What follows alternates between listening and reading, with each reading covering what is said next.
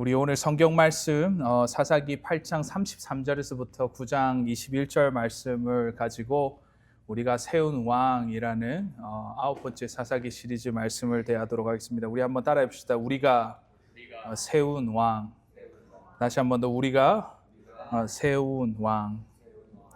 여러분들 어느 국가나 어느 공동체가 무너지는 경우를 여러분들 종종 보지 않습니까?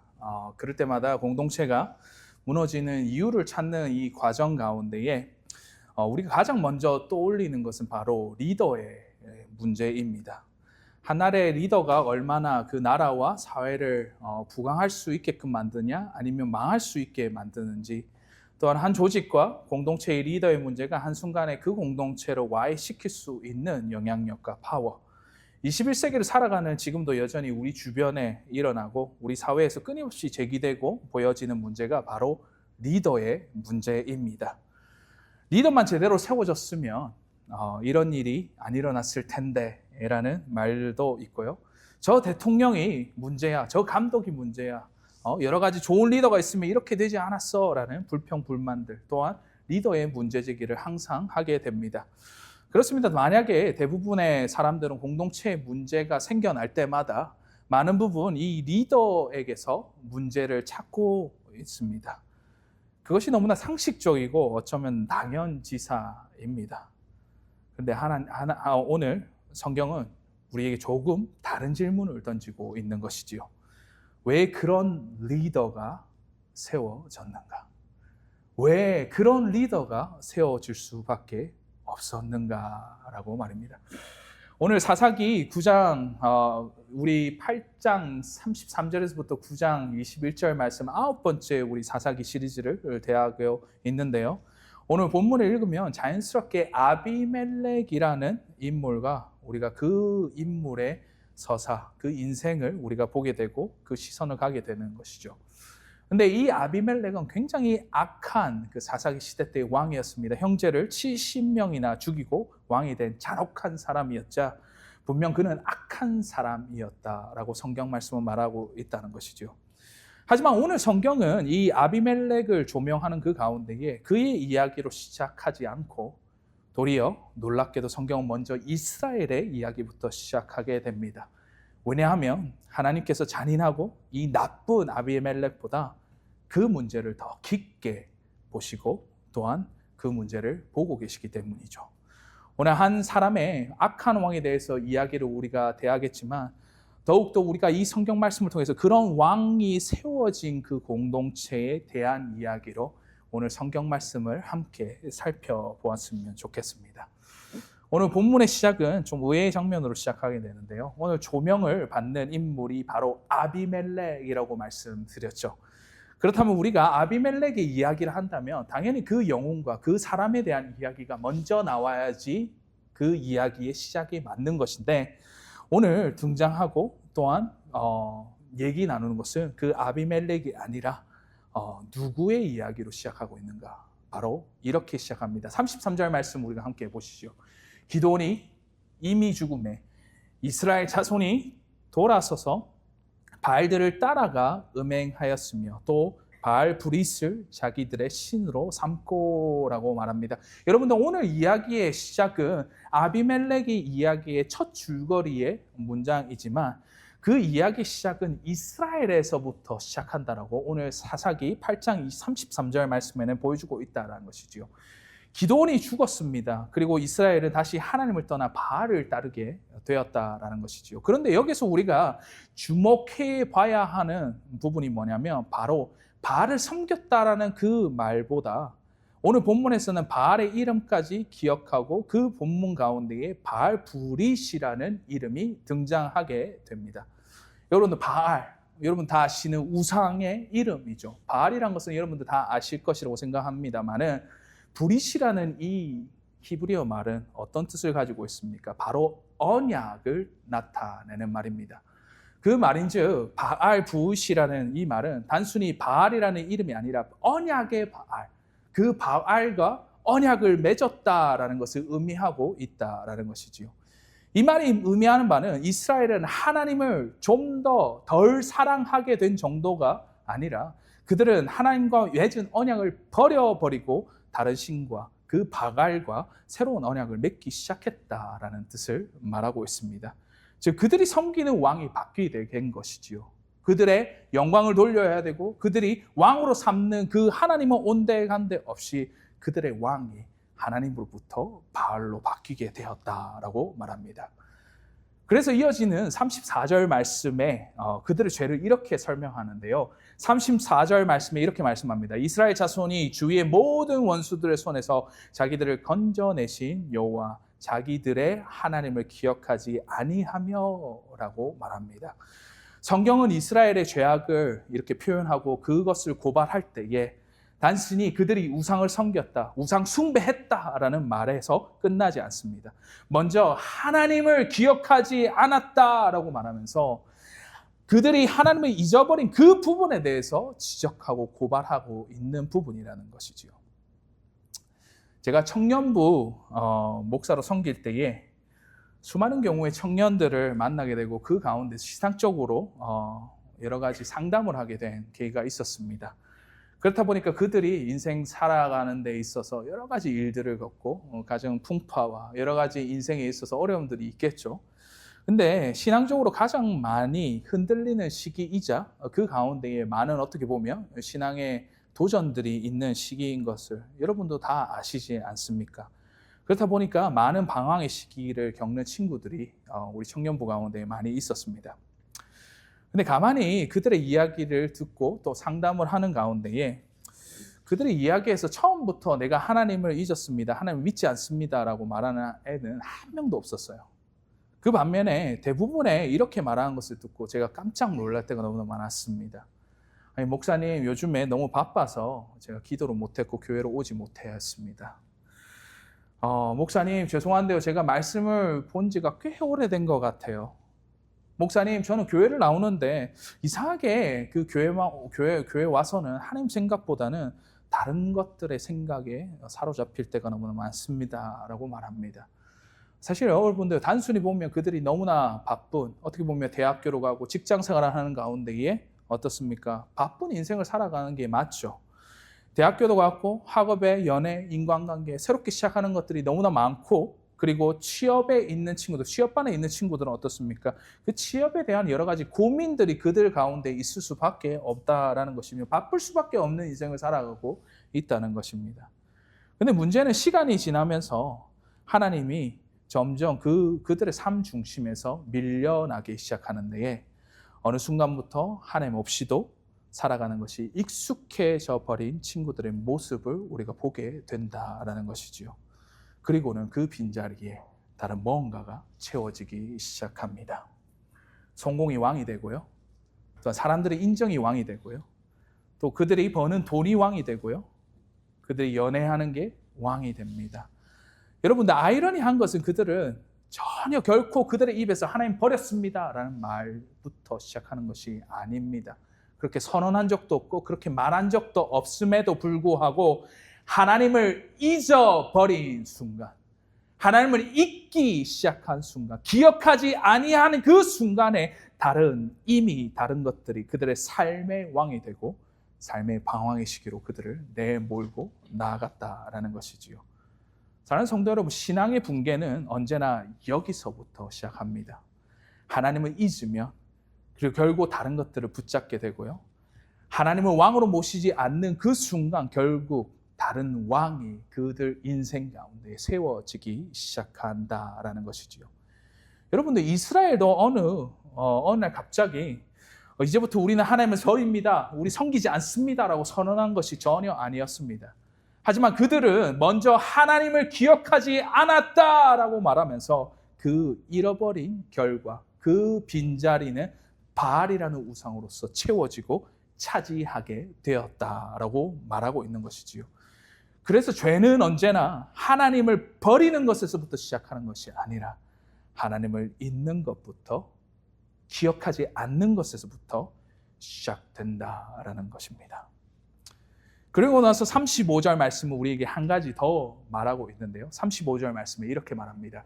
또 여호바알이라 하는 기드온이 이스라엘을 베푼 모든 은혜를 따라 그의 집을 후대하지도 아니하였더라라고 말합니다.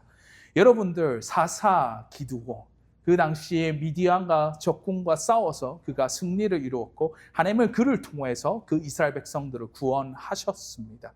근데 바로 이어져 나오는 이 8장 아비멜렉의 사건을 통해서 이스라엘 백성들을 재조명하면서 그때에 이스라엘 사사였던 기드온의 집에도 은혜가 갚지 않았다라는 그 말씀을 하고 있다라는 것이죠. 그들이 은혜를 받았고 기드온 사사를 통해서 이스라엘 백성들이 구원을 받았습니다. 미디안의 손에서 압제 가운데 평화의 시대에 들어섰음에도 불구하고 이스라엘 백성들은 그 사사였던 기드온의 집에는 은혜를 베풀지 않았다라고 말씀하고 있다는 것이죠. 이것이 뭘 뜻하는 바입니까? 그들은 하나님께서 받은 은혜도 잊었을 뿐더러 하나님께서 사용하셨던 사람, 그를 통하여서 기드온이라는 사사를 통하여서 그들을 구원하셨음에도 불구하고 그 베풀어진 은혜에 그들은 잊어버리고 살아가기 시작했던 결과가 이렇게 나오지 않냐라는 것입니다. 사랑하는 성도 여러분, 기드온 시대 때에 그 이후에 이스라엘 백성들은 겉으로 보기에는 너무나 평화롭고 전쟁이 없이 너무나 풍요로운 생활 가운데 그들이 살아가고 있었습니다. 하지만 이미 그들의 마음속에는 하나님이 왕의 자리에서 잊혀지기 시작했을 그때에 그 자리에는 다른 뭔가 바알이라는 우상들로 채워지고 있었다라는 것입니다. 그렇다면 이때에 이제 질문 하나가 생기죠. 하나님은 왕으로 모시지 않는 공동체에서 과연 어떠한 왕이 세워질 것인가? 그 질문의 답을 성경이 보여줍니다. 본격적으로 아비멜렉 이야기로 이제 9장 말씀을 통하여서 우리가 들어가게 되는데요. 오늘 아비멜렉이 보여주는 구절이 9장 1절에서부터 3절 말씀이 있습니다. 우리 1절 말씀 한번 보시겠습니다. 1절 말씀은 여롯바알의 아들 기드온이죠. 아비멜렉이 세겜에 가서 그의 어머니 형제에게 이르러 그들과 그의 외조부의 집에 온 가족에게 말하여 이르되라고 말합니다. 오늘 아비멜렉의 첫 등장과 함께 오늘 성경 말씀 9장 말씀에서는 아비멜렉이 가장 했던 첫 번째 행동의 묘사 장면을 이렇게 표현하고 있는데요. 오늘 처음 등장한 아비멜렉의 첫 행동이 무엇입니까? 바로 사람들을 찾아갔다라는 것입니다. 성경 어디에도 하나님께 묻거나 하나님의 뜻을 구했다라는 구체적인 말이 없습니다. 하나님을 찾아갔다라는 그 대목이 없이 오히려 가장 먼저 외삼촌들과 세겜 사람들에게 찾아갔다고 오늘 성경 말씀을 1절 말씀에 말하고 있다는 것이죠. 그리고 나서 아주 계산적인 질문을 이렇게 그들에게 던지게 됩니다. 2절 말씀에 청하노니 너희는 세겜의 모든 사람들을 귀에 말하라. 여롯바알의 아들 70명이 다 너희를 다스림과 한 사람이 너희를 다스리며 어느 것이 너에게 나으냐? 또 나는 너희와 골육임을 기억하라 하니 라고 말합니다. 오늘 2절에 아비멜렉이 세겜 사람들, 그 외삼촌과 외조부의 사람들을 불러놓고는 모든 사람들에게 이러한 질문을 던지게 되죠. 어떻게 말합니까? 여롯바알의 아들, 기드온의 아들 70명이 다 너희의 다스림, 그 다스림 가운데 있는 것이 나으냐? 아니면 한 사람이 너희를 다스리는 것이 어느 것이 너에게 더 나으냐라고 말합니다. 여러분들 겉으로 보기에는 이러한 질문들이 그 공동체를 위한 제안처럼 들립니다. 70명이 다 다스리는 것보다 한 사람이 다스리는 게 더 낫지 않습니까? 이 말은 우리가 그냥 표면적으로 보더라도 70명의 왕이 있다라고 생각한다면 조공을 바치거나 아니면 섬겨야 되는 왕들이 늘어나면 늘어날수록 백성들의 어떻게 보면 힘듦과 여러 가지 부담들이 있겠죠. 이에 그 아비멜렉은 나 혼자 한 사람이 너희를 다스리는 것이 훨씬 낫다라는 자기 자신의 권력을 위한 설득을 하고 있다라는 것입니다. 이 질문은 겉으로 보기에는 공동체를 위하는 것 같지만 엄밀히 따지면 아비멜렉은 나를 왕으로 만들어 주세요, 나를 왕으로 세워달라라는 그 말을 아주 교묘하게 하고 있다라는 것입니다. 그리고는 2절 하반절 말씀을 보시면 사람들의 마음을 얻기 위해서 이런 말을 덧붙여서 얘기하는데 또 나는 너희와 골육임을 기억하라 라고 말합니다. 혈연을 이용해서 인간적인 관계를 이용하여서 그들의 마음을 얻기 시작했다라는 것입니다. 여러분들 이와 더불어 우리가 오늘 성경 말씀 9장 1절부터 2절 말씀 우리가 보실 때 주목해야 되는 어떤 부분이 뭐냐면 이 아비멜렉은 그 아비의 집이었던 오브라로 그가 먼저 간 것이 아니라 바로 어머니의 친족이 머문 세겜으로 그가 갔다라는 것입니다. 여기서 우리가 보는 바는 그가 왜 기드온의 집이었던 오브라로 가지 않고 그 어미의 친족이 모여 있었던 그 세겜으로 먼저 갔는가라는 것이죠. 여기서 우리가 영적으로 이 말씀을 우리가 살펴보고 그 여롯바알의 아들이었던 아비멜렉이 했던 그 행동을 우리가 살펴본다면 그는 하나님의 부르심이 있었던 것이 아니라 자신에게 권력을 쥐어줄 수 있고 자신에게 편할 수도 있고 자신의 사람들을 쉽게 모을 수 있는 유리한 곳으로 그가 찾아갔다라는 것을 우리가 보게 된다라는 것이죠. 이게 여러분들 생각했을 때의 권력욕의 첫 모습인 것입니다. 그렇지 않습니까? 여러 가지 권력욕을 가진 사람들이 권력을 되찾기 위해서 자기 세를 가시할 수 있는 사람들을 모으고 그 사람들에게 찾아가 나의 서포트가 되고 나의 지지자가 되어달라는 그 말이 어떻게 보면 인간적으로 당연한 어떻게 보면 말이자 또한 행동이라는 것이지요. 하지만 하나님께서 리더를 부르시고 하나님께서 리더를 세우실 때는 그 어떠한 환경적으로 사람이 많이 모이고 사람의 지지를 받는 그것이 아니라 바로 하나님이 부르시는 그곳에 우리가 머물기 바라고 그 가운데에 나아가기 원하신다라는 것이지요. 결국 아비멜렉은 하나님께서 자신을 세워줄 자리를 기다리지 않고 그는 인간적인 능력으로 인간적인 어떠한 방법으로 자신을 세워줄 사람들을 먼저 찾아갔다라는 것입니다. 그리고는 백성들이 아비멜렉을 선택합니다. 우리가 3절과 4절 말씀을 한번 보실까요? 말씀에 이렇게 나옵니다. 그의 어머니 형제들이 그를 위하여 이 모든 말을 세겜의 모든 사람들의 귀에 말하며 그들의 마음이 아비멜렉에게로 기울어서 이르기를 그는 우리 형제라 하고 바알불이 신전에서 은 70개를 내어 그에게 주매 아비멜렉 그것으로 방탕하고 경박한 사람들을 사서 자기를 따르게 하고 오라고 말합니다. 오늘 본문 가운데 우리가 주목해야 할 부분이 바로 4절 말씀에 바알불이 신전에서 은 70개 이 돈에 대한 어떠한 부분입니다. 본문은 굳이 이 말씀의 어떤 내러티브 가운데 이 본문의 4절 말씀의 그 돈에 대한 어떤 부분들을 여실히 나타내고 그것을 이렇게 기록하고 있다는 것인데요. 이는 아비멜렉의 왕권의 출처가 어떠한 하나님의 부르심과 하나님의 권위가 아니라 바로 돈에 있다라고 말하는 것이 않습니까? 그래서 오늘 성경이 말하는 아비멜렉은 하나님께서 세우신 왕이 아니라 하나님의 성령으로 세워진 지도자가 아니라 바로 바알의 돈으로 세워진 왕이었다라고 우리에게 고발하고 있다라는 것이죠. 여러분들 권력의 출처가 이미 잘못된 곳에서부터 시작됐다는 것을 우리에게 익히 말씀하고 있다는 것입니다. 그럼 그가 했던 행동은 바알의 돈으로 사람들을 매수하고 불량배를 모은 후에 형제 70명을 가차없이 몰살하게 됩니다. 그리고는 6절 말씀에 말하기로 세겜의 모든 사람과 밀로 모든 족속이 모여 세겜에 있는 상수리 나무 기둥 곁에서 아비멜렉을 왕으로 삼으니라 라고 말합니다. 결국에 그 백성들이 아비멜렉을 왕으로 선택하고 만들게 되었다라고 말씀하고 있다는 것이죠. 여기서 우리가 던져보아야 할 질문이 무엇입니까? 바로 정말 아비멜렉은 좋은 왕이었을까라는 그 질문이지 않습니까? 사람들이 그를 왕으로 세웠지만 어쩌면 그가 했던 그 사람을 매수하고 그 가운데 권력을 정치하고 그 가운데 그가 왕권을 얻어서 사람들이 이 사람이면 유능한 왕이다라고 그를 세웠지만 우리 안에 실질적으로 존재하는 그 질문은 바로 이 아비멜렉 정말 좋은 왕이었을까?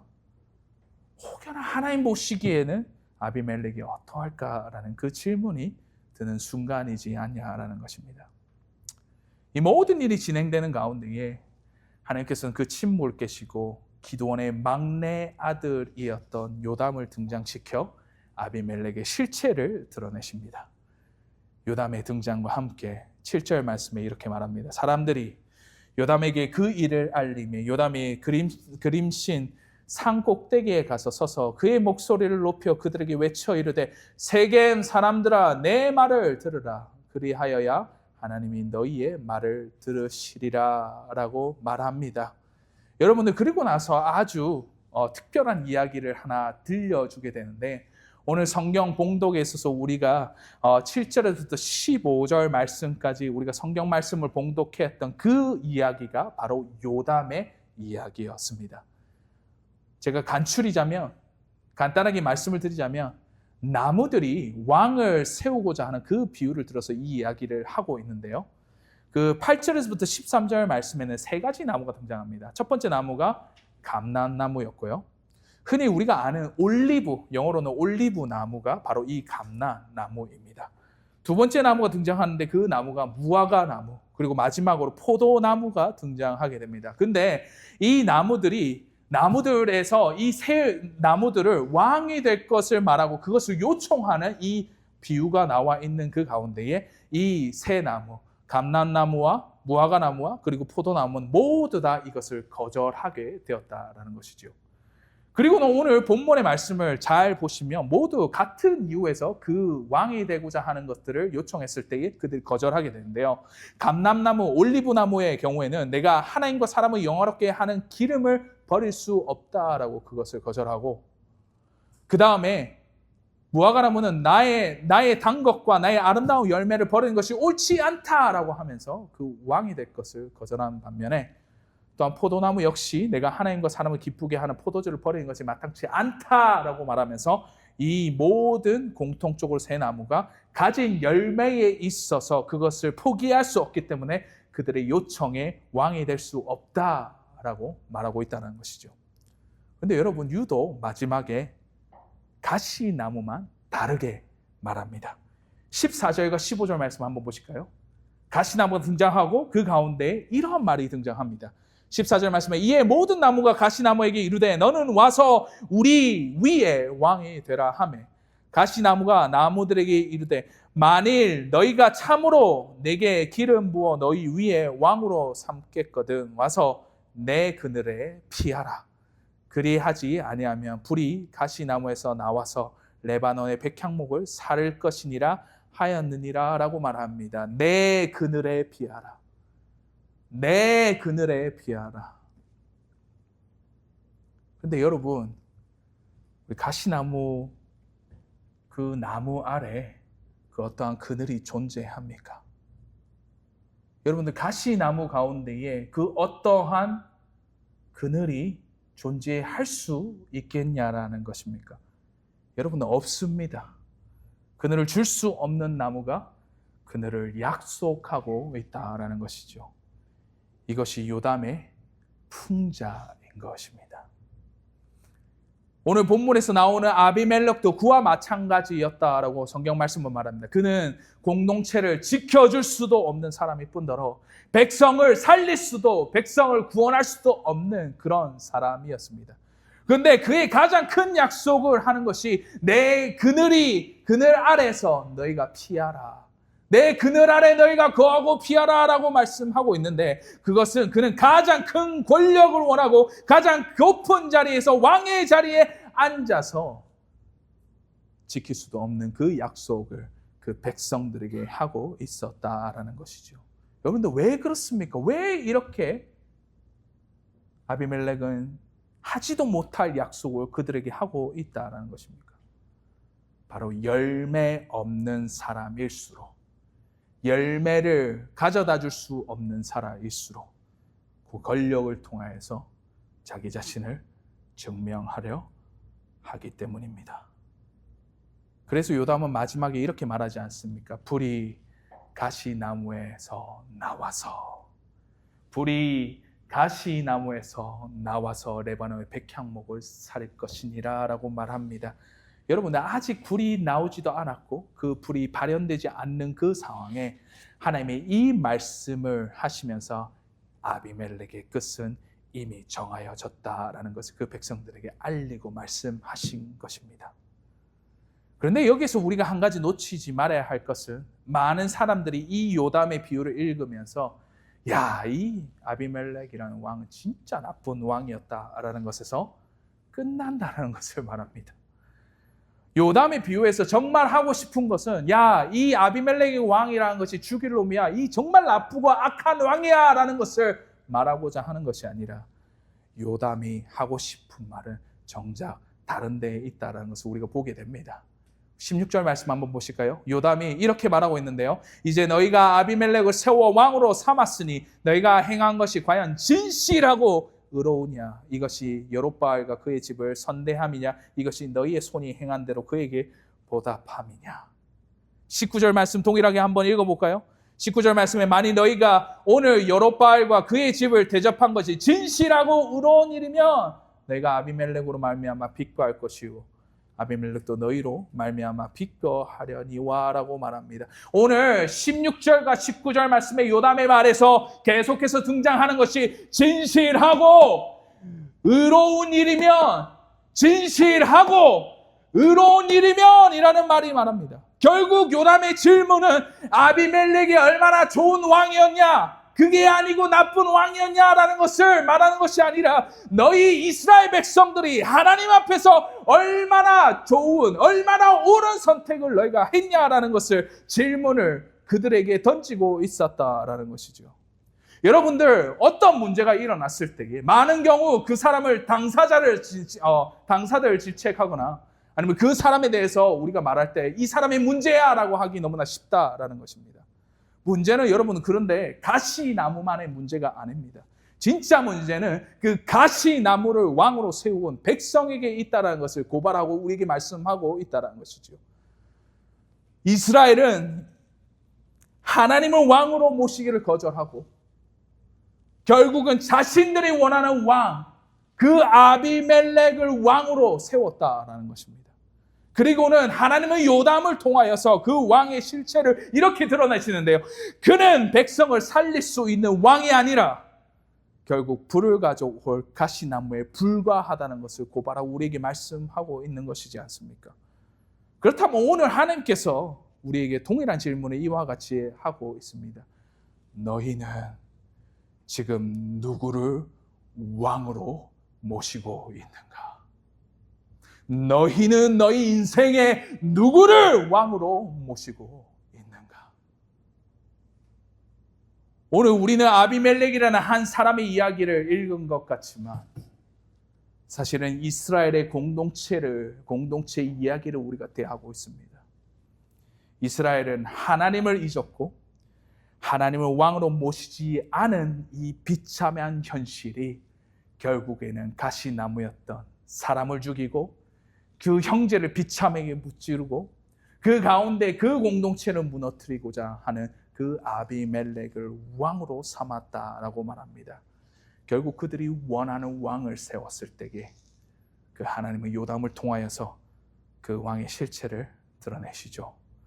하나님의 잊은 공동체는 결국 스스로 왕을 세우고 하나님은 그 왕의 실체를 여러분들 반드시 드러내십니다. 그렇다면 오늘 우리가 이 말씀을 대하는 가운데에 우리의 동일한 질문을 이렇게 해봤으면 좋겠습니다. 오늘 나는 누구를 나의 인생의 왕으로 모시고 있는가? 오늘 나는 하나님 외에 다른 왕이 내 인생 가운데 왕으로 모시고 살아가고 있지 않은가? 우리도 하나님을 왕으로 모시지 않으면 어느새 성공이 나의 왕이 되고 돈이 나의 왕이 되고 사람들의 인정이 나의 왕이 되고 심지어 내 생각과 내 욕심이 왕이 될 수 있습니다. 여러분, 삶의 가장 높은 자리에 지금 누가 왕으로 앉아 계십니까? 그 질문 앞에 우리가 솔직하게 서봐야 된다는 것이죠. 그리고 공동체에게 이와 같은 질문을 동일하게 던지기 원합니다. 우리는 어떤 왕을 세우고 있는가? 이스라엘의 문제는 아비멜렉의 한 사람의 문제가 아니라 그를 왕으로 세운 공동체였습니다. 오늘날 교회도 마찬가지 않습니까? 어느 한 사람이 있으면 교회 리더로서 어떤 우리가 세워주고 했을 때에 우리는 때로는 교회 안에서 우리가 믿는 사람이라고 하지만 화려한 사람, 그리고 가진 사람, 능력 있는 사람을 세우고자 하지 않습니까? 근데 우리의 주안점과 우리가 직접적으로 봐야 될 것은 그 사람이 얼마나 화려하고 능력이 있고 얼마나 돈이 많고 얼마나 유명한 사람인가라는 것을 알아는 것이 아니라 얼마나 하나님이 기뻐하는 사람인가라는 것을 우리가 항상 봐야 된다는 것이지요. 여러분들 가시나무는 화려한 약속을 하지 않았습니까? 내 그늘 아래 거하라. 내가 그늘을 제공하리라. 근데 결국 그는 그늘을 줄 수 없었습니다. 하나님께서 원하시는 것은 권력을 탐하는 자가 아니라 어쩌면 우리 인생에 보이지도 않고 소리 시끄럽지도 않고 때로는 어디에서 섬기는지도 모르는 그 열매 맺는 한 사람을 더욱더 기쁘시게 바라보고 그를 원하시지 않냐라는 것입니다. 사랑하는 성도 여러분, 하나님을 잊으면 우리는 반드시 다른 왕을 세우게 됩니다. 그러나 하나님을 우리의 참된 왕으로 모실 때에 우리는 더 이상 가시나무를 왕으로 세우지 않게 될 것임을 기억하시기 바랍니다. 그 가운데 오늘의 우리 삶과 우리 공동체 가운데에 오직 예수 그리스도만이 우리의 참된 왕이시고 우리의 참된 구원자 되시며 그 가운데 그분을 우리의 왕으로 모시고 살아가시는 저와 여러분이 되시기를 주의 이름으로 간절히 소원하는 바입니다.